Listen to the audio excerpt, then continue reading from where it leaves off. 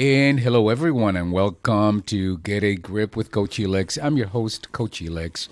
And with me, my amazing co-host, Stephen Frederick, is in the house. Stephen Frederick, who's also Stephen the Medium, my husband, and my amazing, amazing co-host. And Stephen, today we have an amazing show because our friend Donna Carlin, Canadian friend, it's back, and she's going to be talking about her book, Feedback on Filter. And you hear that background noise? Okay, I did, well, but not anymore. okay, so nevertheless. So Donna Carlin is our friend. She's from Canada. She is a master everything, a power force, a force to be reckoned with. And today she's going to be talking to us about her new book, Feedback on Filter. Say what matters, cut the noise, transformed everything. And you know what, Stephen? I think feedback is one of those things that is important. It's important to receive. It's important to give. But I don't think we often know how to give it so that it's heard. And sometimes we don't know how to receive it. So we're going to talk about that with Donna. And but before we do, there's plenty of catching up to do. Stephen, how are you? Oh, excellent. I know you're excellent because in New England today, the last few days have been cold, rainy, and this is, Stephen, it's loving every minute of it. Yeah, I'm like a frog. If you follow Stephen on Instagram, he posted, I don't know, 2 nights ago, New England doesn't care what the weather is or doesn't care that it's at the end May. of May. Yeah. Yeah, and then you posted our fireplace, going, and some people were like happy, some people were upset because their garden is affected by the cold, I guess. Right? Oh, please. We talked about this. Is that it's New England, right? It's this happens in May, and just complaining about it doesn't serve any purpose whatsoever. You know what it really serves? It serves if you wake up in the morning and look out and say, "Oh my God, I cannot believe it's cold out, it's rainy out." You pretty much just telling the universe to make my day crappy. That's what you're really saying. Yeah, you're setting yourself up for a day Of course. that is not going to be ideal.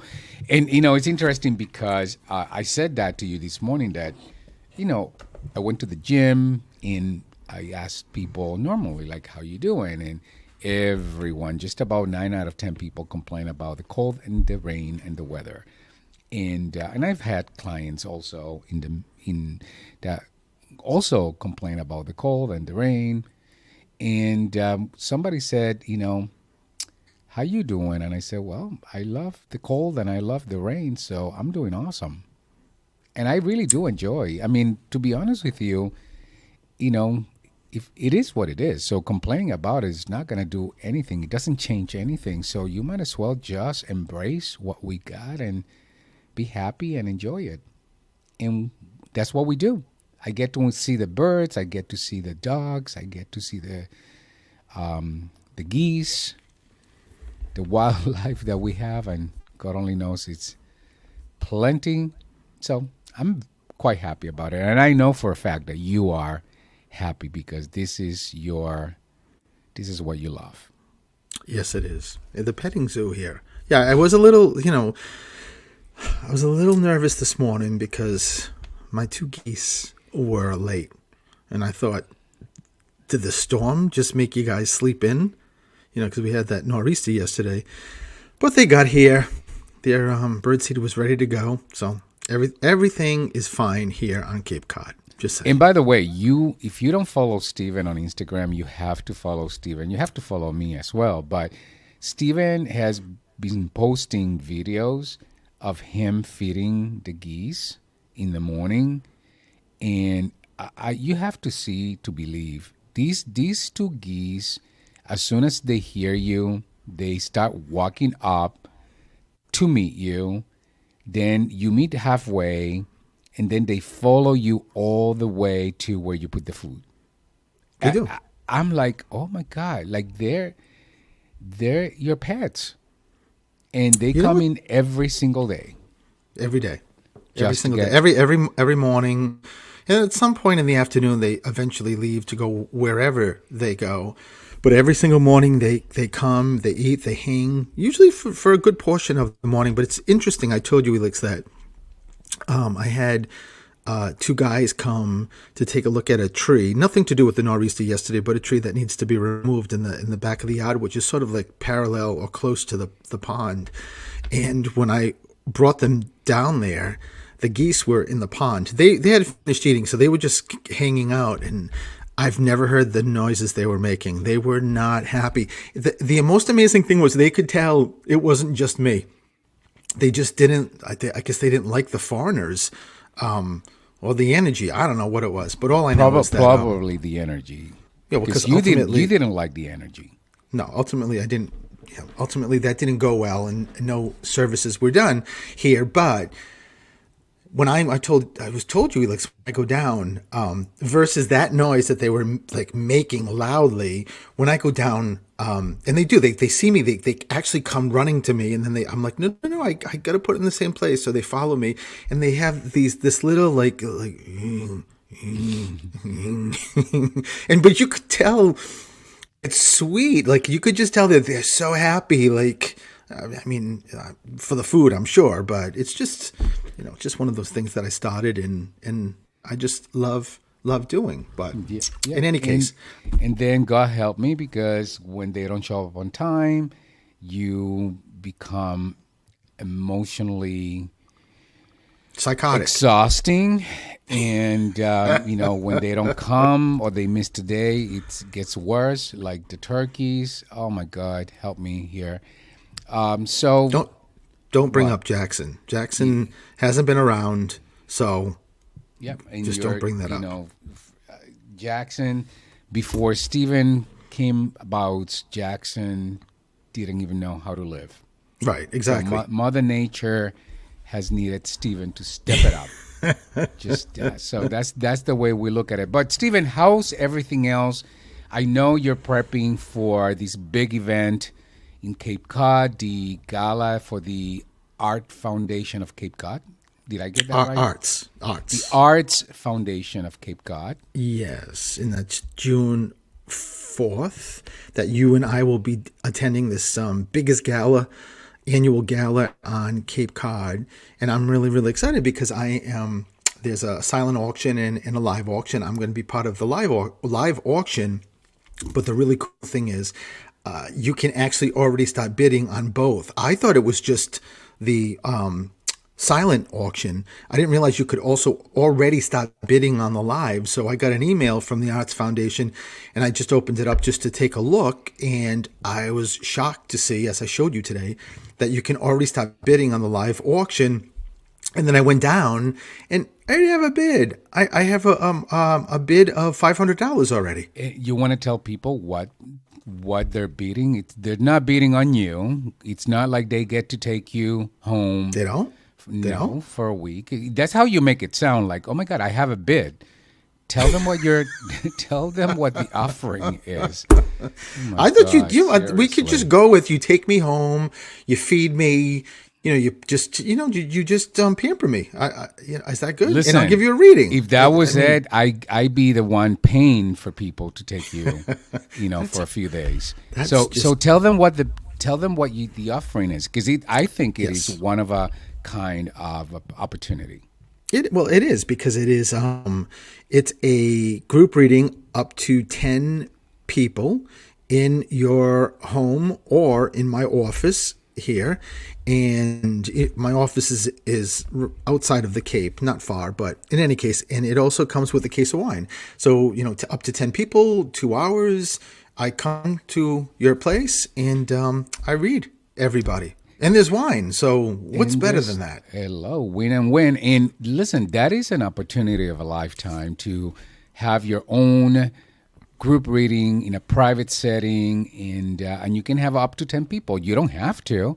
If you want Stephen all by yourself with you and your loved one, that's good too. But Anything you want.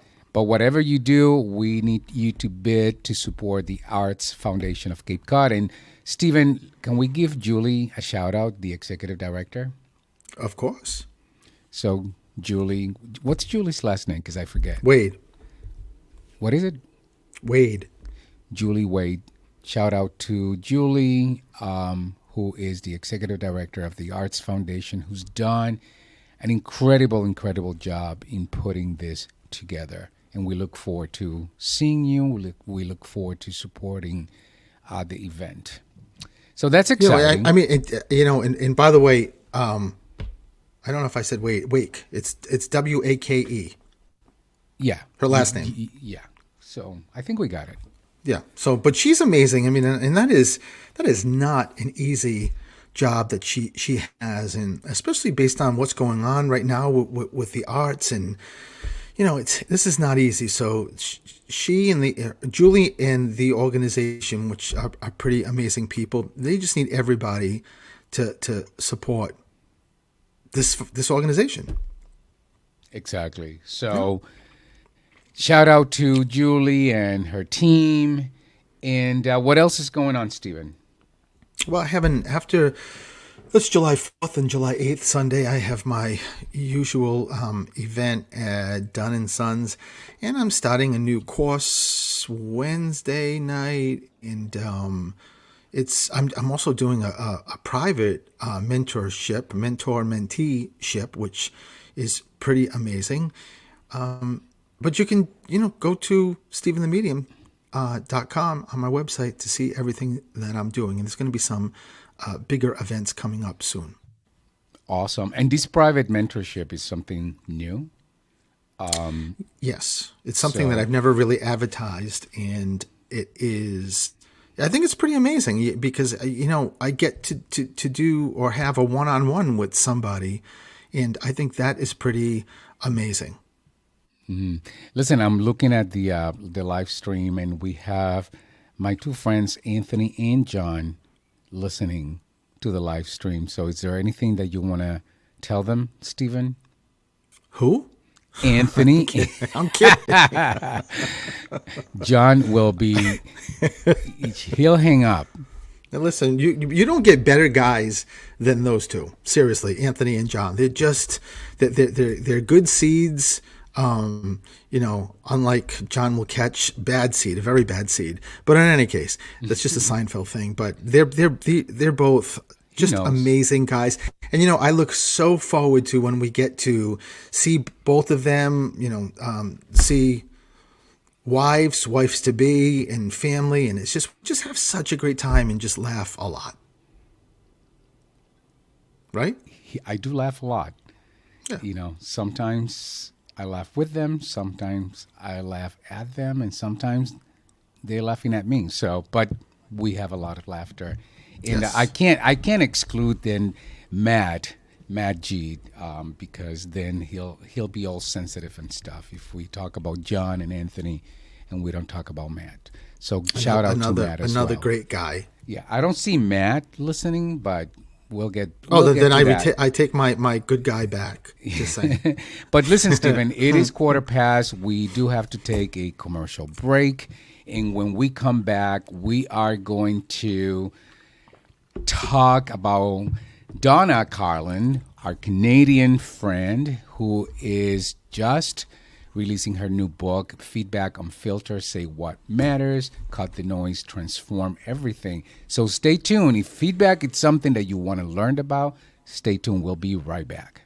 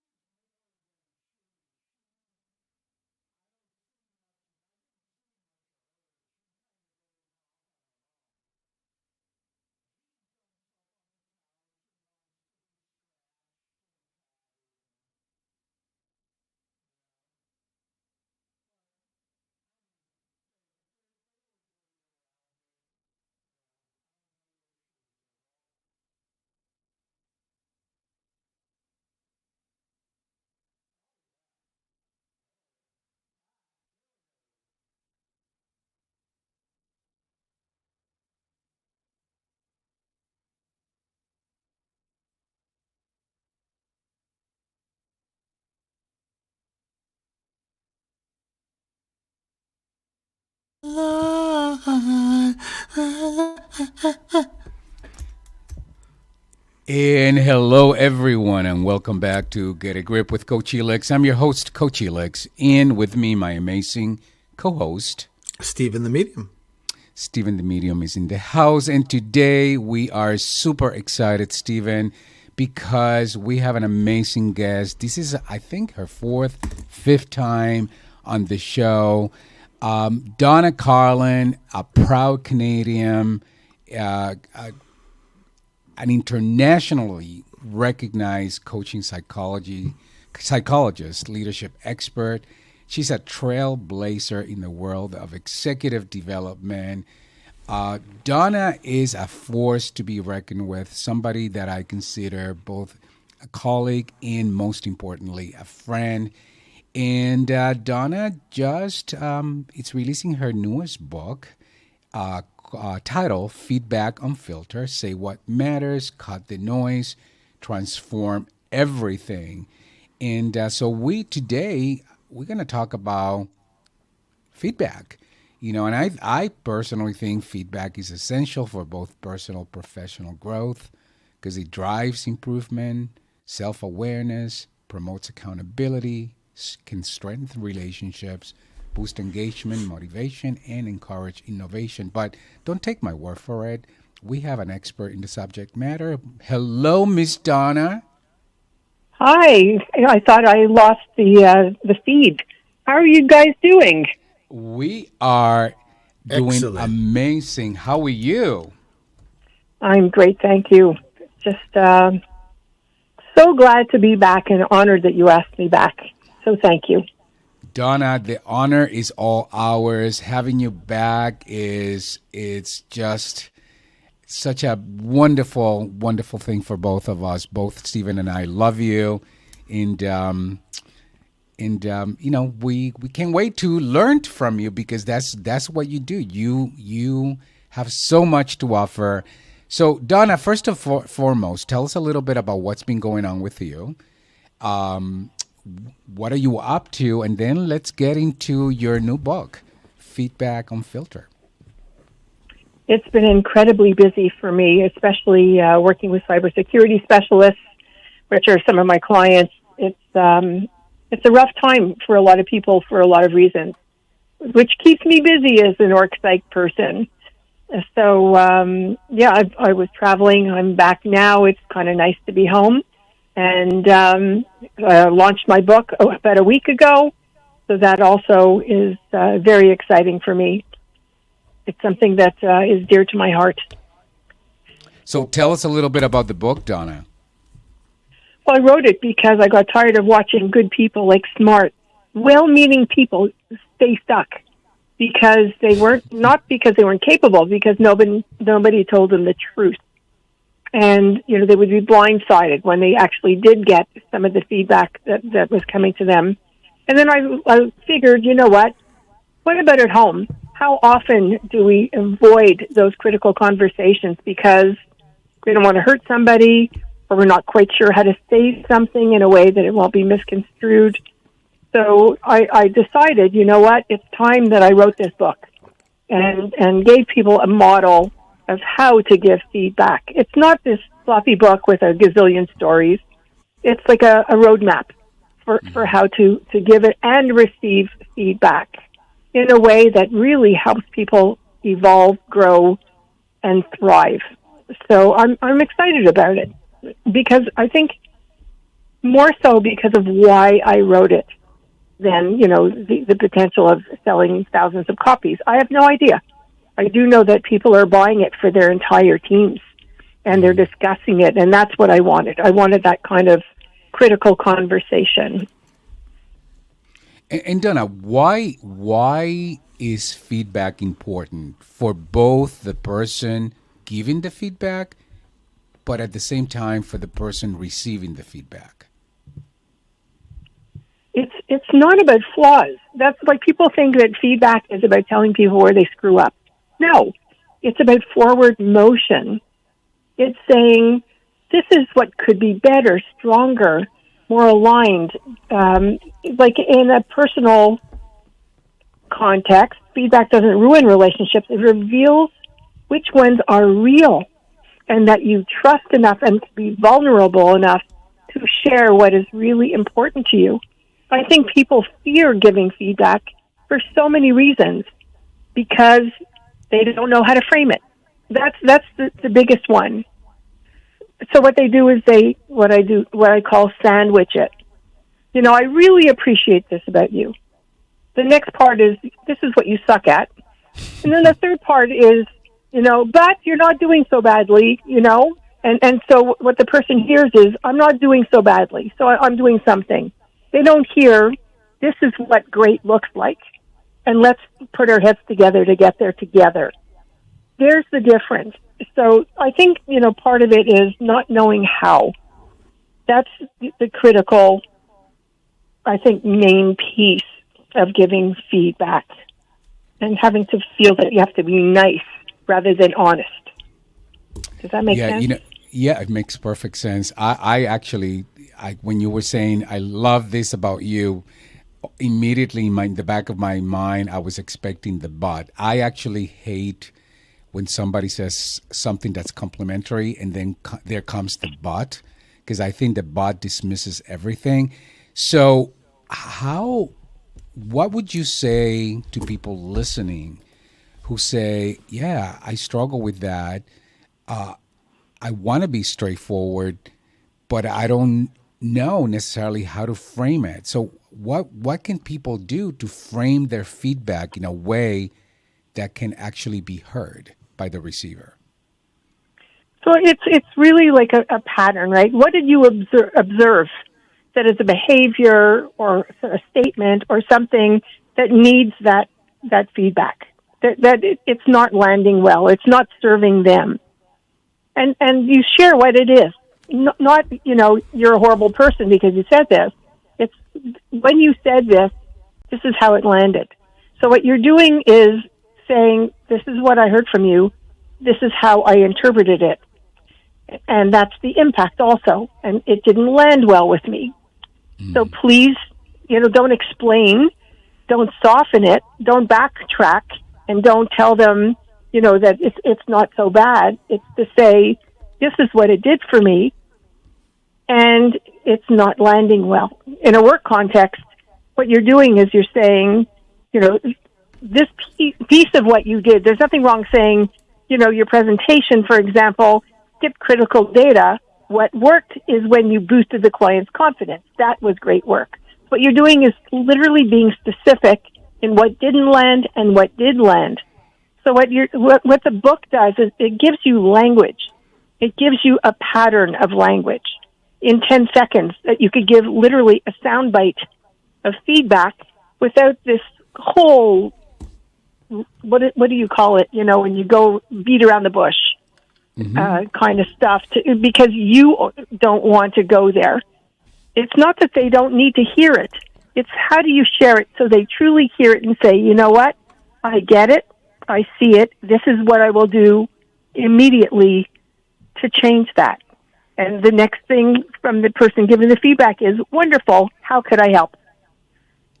Donna, I love that you're talking about the mechanics of the conversation, because I do believe that mechanics are really critical in having conversations that actually make a difference.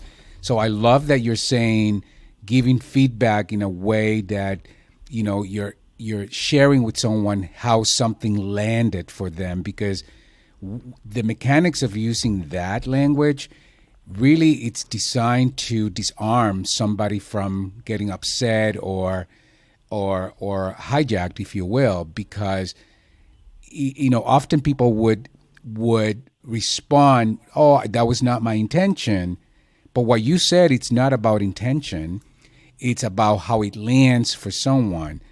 So regardless of intention, if somebody saying something landed for me in a certain way, is about really understanding how your actions or behavior or words were, you know, had an impact, landed for me, for that individual. So I think the mechanics of that it's so important, Donna.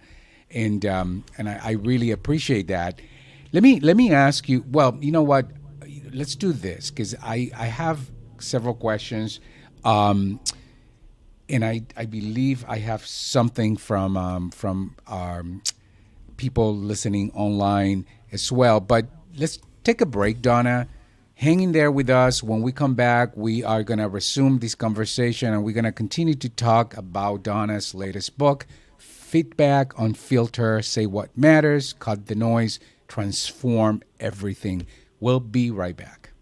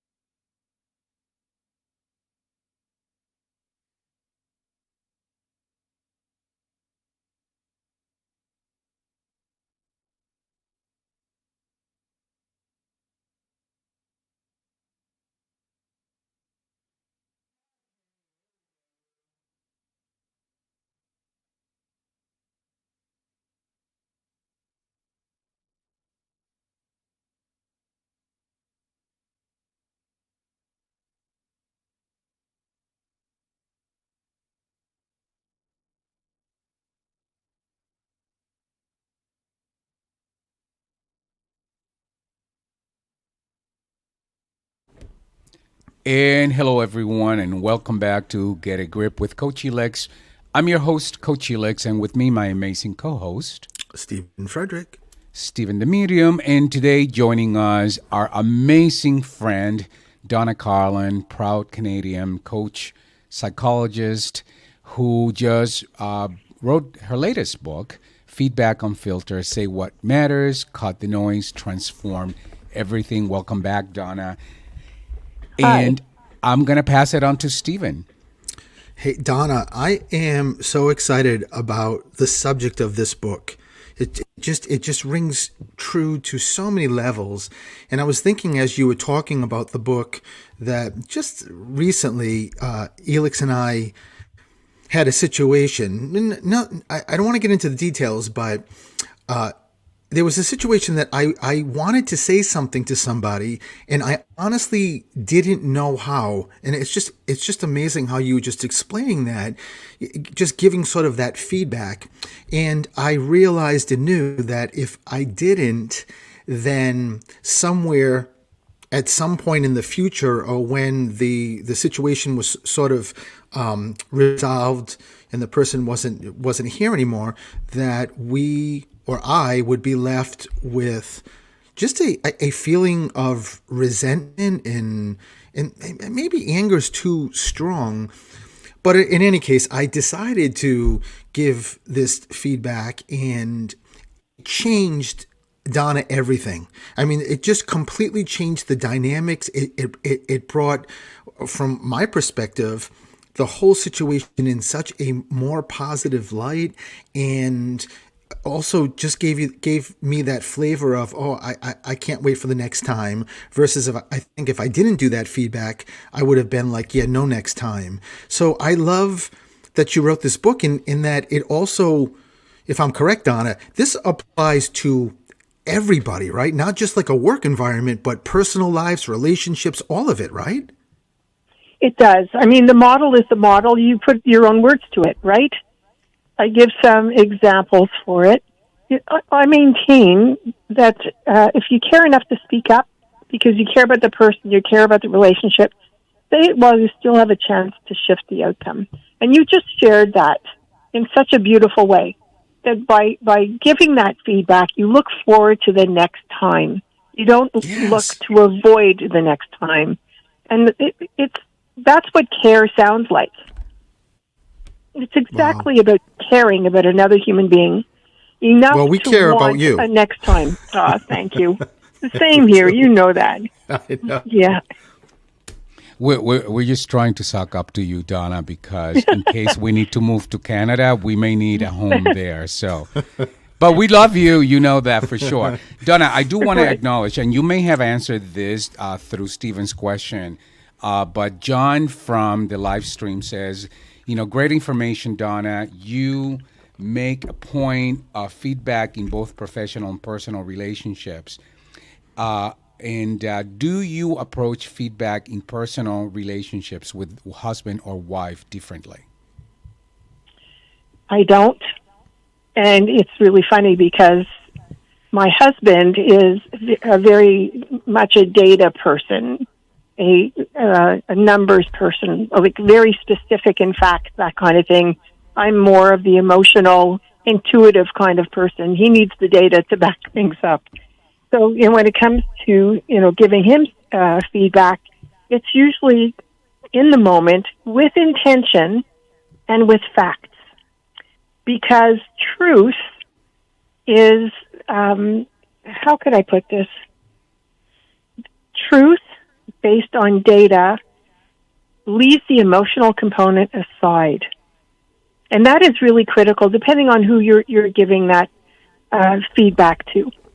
And, if I say to him something like, I need more from you here, because he's very much internally focused when it comes to his thinking and doesn't sometimes realize that he says something that I take as hurtful.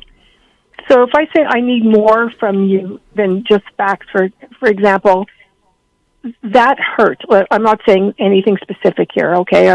That's not appropriate. But if I say that hurt, it's making myself vulnerable. And that's why it's so hard. That's why it's so powerful, because I'm allowing my vulnerability to shine. And I put it at the mercy of somebody else. When you're vulnerable and you give feedback saying, this hurt me, or this is what I heard, and I don't know what to do with this. What I'm doing is opening the door for a conversation so we have a stronger relationship. I maintain if you walk on eggshells in any relationship, you're not in a relationship. You're in a hostage situation. You're so afraid of what the other person's going to say that you're absolutely not truthful, and that doesn't honor any relationship. So yeah, it's hard, and I do it in my like with my husband, I do it with our kids, and how it lands is how it lands, and I invite them to share how it lands. And if they say, this hurt, I will tell them exactly why I shared the feedback and what I want to build with them. So it's always something with some kind of desired end result. I'm hoping that this answered the question. If he's still on, I would love to hear whether or not I answered the question for him. I would think it does. I'll wait to see if they respond. But I also wanted to ask you, somebody else also made a comment that different relationships come with different levels of emotional attachment.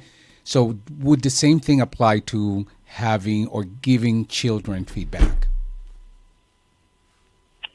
Obviously, you need to know your child I think, in personal life, that clarity is care. And I'm saying that on purpose because, people look at giving feedback and try to soften the blow by being nice about it. That's not being kind, because that's not helping your child navigate life. Clarity is kindness. I'd rather for myself to be told truth in a way I could use rather than be protected with a lie I can't do anything with, or that will help me stay in the position that I'm in, which is not helpful. So when it comes to a child, first I ask them, what are you trying to achieve? And this is what I witnessed.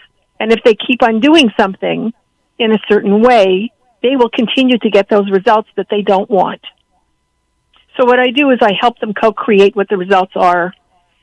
I used to do that with my son when he was really little. I mean, now he's going to be 45 years old, so that, I still have coaching conversations with him, and they're unbelievable for both of us. We learn so much from both of us. He gives me a what for when he sees me working too hard, and we talk about that and what I want to achieve, and vice versa. And I give him feedback as to what I'm witnessing. What he does with it at his age is his choice. With a younger kid, what they do with it will help them build a really powerful life. So first, ask them what they want to achieve. And why did they do what they did in the way they did it? Because obviously they did it because they thought they would achieve something. And it didn't work. So help them see that they can make a different choice next time.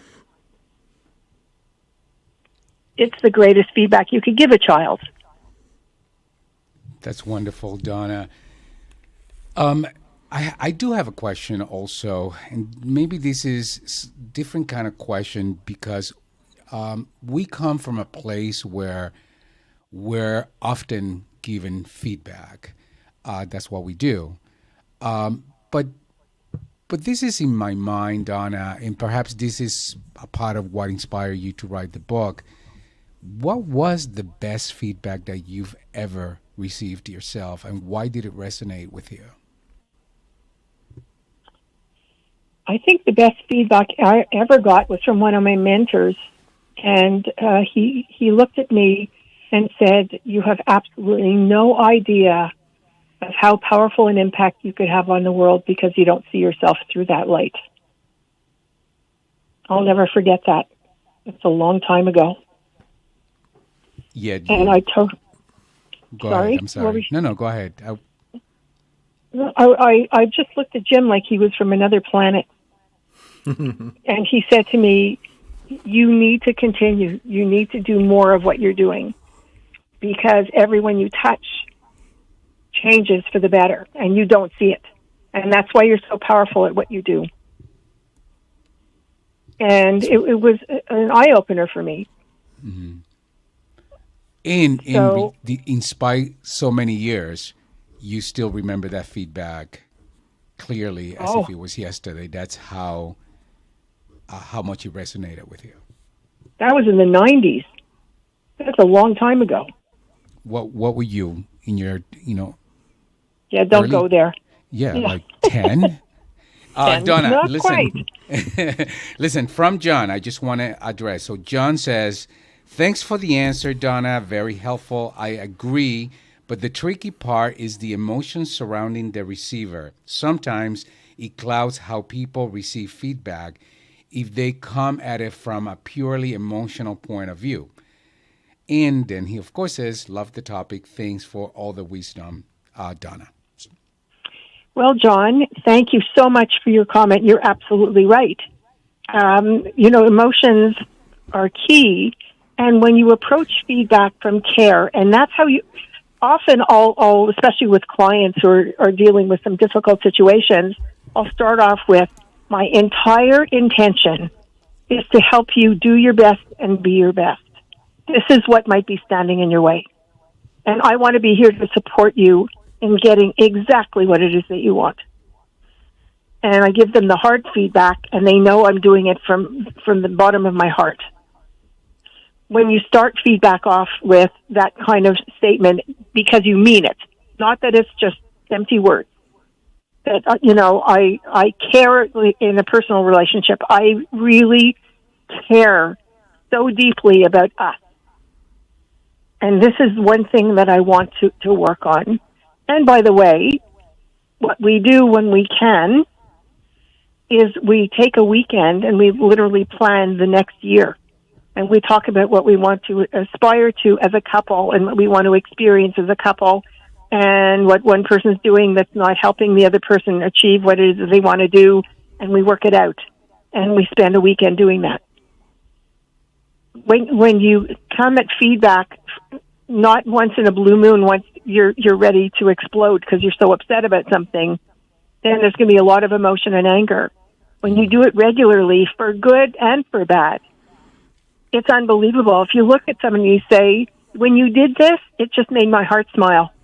How often do you give that kind of feedback to your partner? So give both, not just when you want something fixed, but you want them to see how they light up your life. And the emotions will land exactly where they need to land. Love that, Donna.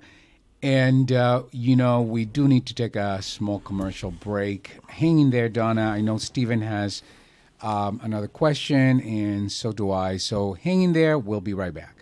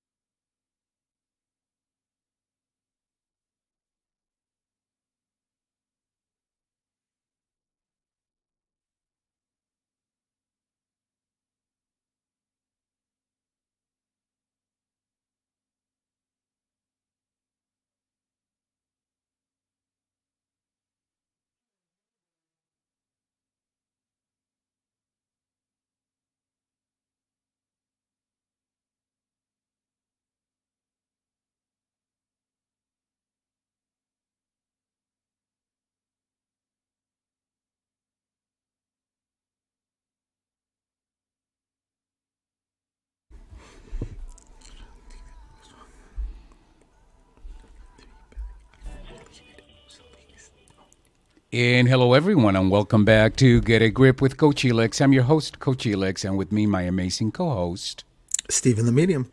Stephen the Medium. And today we are joined by an amazing woman from Canada who wrote a book about feedback titled Feedback Unfiltered, Say What Matters, Cut the Noise, Transform Everything. Welcome, our friend, Donna Carlin. Donna, welcome back. I'm going to pass it on to Stephen. Go ahead. Donna, when I was just giving that example a couple of minutes ago, and after I gave the feedback, I honestly didn't have any idea what the feedback to me was going to be after me giving that feedback. I was crossing my fingers, and it worked out like incredibly well. But for somebody who reads your book and really loves what the whole concept is and starts implementing this, and sort of like on the line of what John said, and say they do their best and they give feedback to whether it's a work environment, home environment, whatever the case may be, and it is really not received well, just solely because of the person receiving it. What can you tell that person that's giving the feedback so that they can keep doing it, or know that they don't want to retract back and say, well, I'm never going to do that again because look what happened? Because it can be a little scary, to be honest, when you're starting it and not knowing what how the person's going to react, especially if it's going to come back in a very, I think John mentioned, a very emotional way, or you mentioned rather. So, I mean, the book covers everything from emotional faux pas to how to set up the feedback conversation, all of that. We cannot be responsible for how somebody takes the words that we share. All we could do is share them in such a way that it is genuine, it's not cutting, mean, or demeaning, and check in with them at the end. And I talk about that as well. How did this feedback land? I'd really like to hear. The other thing is, how do you set it up? That's also critically important. I don't say, could I give you some feedback? Because when you say that, people expect that you're going to hit them over the head with a 2x4. Instead, I say to them, may I share an observation that I had? And I share the observation with them as a key player in the observation, not that you did this wrong, I did that wrong. And I sort of borrow a little bit from a program that I run called Kung Fu, which is martial arts for the mind and mouth. Like words to use, words to lose. And Elix mentioned but. I mean, that's a huge one. Mm-hmm. When I say, do you mind if I share an observation with you? They say yes. Then I have to weigh whether or not I share it. In some instances, if you're afraid it's going to be a career-limiting move to give feedback, then like say to your boss and say, I observed something that I really like to share with you. Would you mind if I shared it? And if the boss says no, then what you do is keep that in mind. Keep in mind what the boss said or did that caused you to want to give that feedback. And ask yourself, how could I approach things possibly in a different manner so I won't get that response? That's a whole other book, okay? It's not easy to foresee how somebody's going to take feedback. Again, when you approach it in a gentle manner, and you know when to approach it and when not, and I also talk about that in the book. If it's going to cause somebody to feel attacked, because you're sharing feedback in a public setting, which should never, ever happen, then you're going to get a very horrible response because that person's going to lash out. So there's many different opportunities to give feedback. There's many situations where you pause and you wait until you could give it in a one-on-one environment. And you always ask, did you see the same? If I share an observation, did you see that as well? Or how did that feedback land with you, and what would you like to do with it? So what you're doing is giving them the opportunity to sort of chew on it and think on it and get back to you and let you know if it didn't land very well. Well, the moral of the story is get Donna's book and read Donna's book. That's it. Well, that's always a good thing, and thank you, Stephen. You realize that you always ask me harder questions than Elix does, just for the record. No, I didn't. I know. But listen, I do, and I think what you've already given us some of these answers, but I want to leave our listeners with perhaps some more specifics in terms of how can we build feedback into day-to-day conversations instead of just waiting for that critical time where it's necessary or where there's a, we're experiencing a situation where you have no choice. What is a good way to just build feedback into day-to-day conversation, Donna? People are so used to me giving them feedback when they don't expect it that they sort of look at me with a grin waiting for the other shoe to drop. It's, that's what we do for a living, right, is we give feedback. Yes. So I say do it often. Do it so you aren't comfortable because you're doing it so often, but do it for everything. Do it for, wow, that was unbelievable. You just rocked there. And they always look at me and they go, with what? And I recreate a moment in time through words. They could see what just happened and they could reproduce it. Or, seriously, did you just do that? And they'll look at me, they go, okay, what did I do? And we crack up about it. It's almost a comical way of approaching something where they just put their foot in their mouths and didn't realize that they did it. They will remember the humorous conversation that we had, so next time they're about to put their foot in their mouth, they won't, or at least they'll hesitate.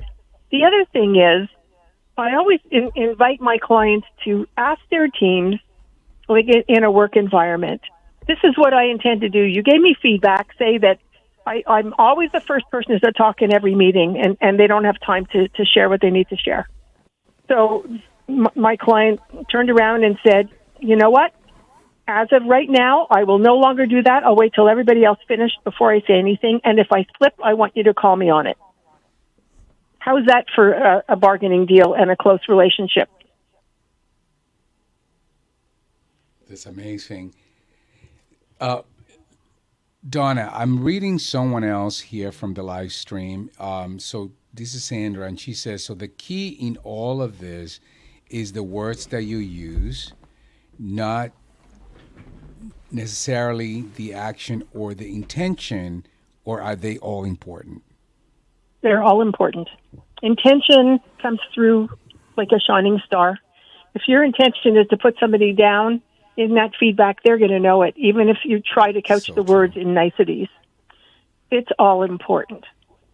Taking action, I always say, if you don't find like something changes within 48 hours, then that feedback landed on deaf ears. And there's a reason for it, and it's usually how the feedback was given. So it's looking at it through all angles. That's a really good question, Sandra. Thank you for asking it. Yeah, and by the way, John says thank you for the valuable feedback. And Donna, we're at the top of the hour, so like Stephen says, I think this is the opportunity that you can let our listeners know how can they get your book, how can they connect with you, where can they find you, anything that they need to know about Donna Carlin. My book is available on Amazon. So Amazon from pretty much any country. Feedback Unfiltered by Donna Carlin with a K. Best way to get a hold of me is through my website, donnacarlin.com. And if I may, I'd like to leave your listeners with a challenge. You may. Before the day is out, think of one conversation you've been avoiding. Not the big confrontation, just the small truth you've been sitting on. And then ask yourself, if I really cared about this relationship, would I say something? Because silence might feel safer in the moment, but it costs a lot over time. So say what matters while there's still time to make it matter. Personally, I love that because I know exactly what I need to do. So thank you, Donna. You're amazing. We love you, Donna. And having you back, it's like having family back. So thank you for, as always, giving your time and your attention so generously. And I know I know we, Stephen and I, appreciate you, but I certainly know that our listeners really appreciated this conversation.